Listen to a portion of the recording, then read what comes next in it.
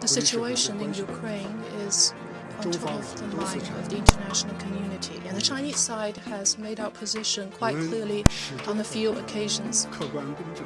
We have always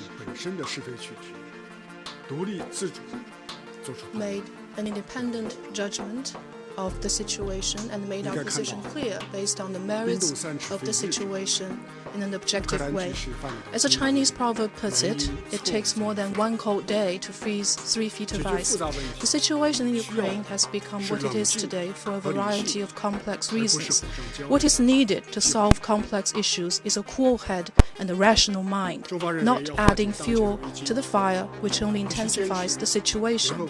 China believes that to resolve the current crisis, we must uphold the purposes and principles of the UN Charter and respect and protect the sovereignty and territorial integrity of all countries. We must adhere to the principle of indivisible security and accommodate the legitimate security concerns of the parties involved. We must settle disputes by peaceful means through dialogue and negotiation, and we must keep in mind the long-term peace and stability of the region and put in place a balanced, effective, and sustainable European security architecture. As things stand, the international community must make continuous efforts on 2 priorities. One priority is to facilitate dialogue for peace. China has made some efforts in this regard and had close communications with the relevant parties. On the second day of the conflict, President Xi Jinping spoke to President Vladimir Putin on the phone and expressed China's desire to see Russia and Ukraine hold peace talks as early as possible.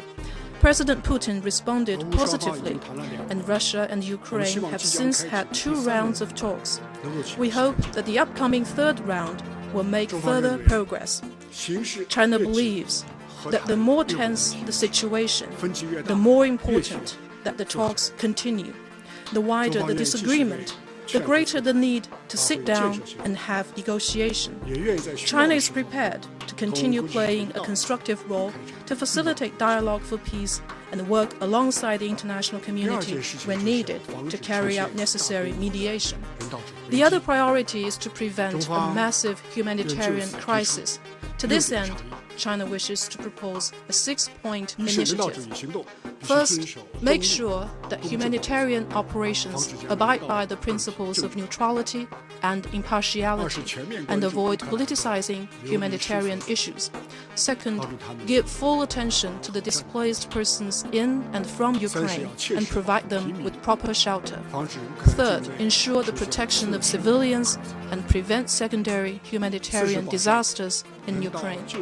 Fourth, provide for safe and smooth humanitarian aid activities, including providing rapid, safe, and unimpeded humanitarian access.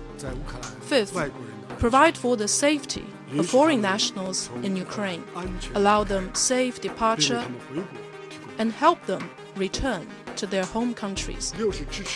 And sixth, support the UN's coordinating role in channeling humanitarian aid and the work of the UN Crisis Coordinator for Ukraine. China will continue its efforts to stem the humanitarian crisis.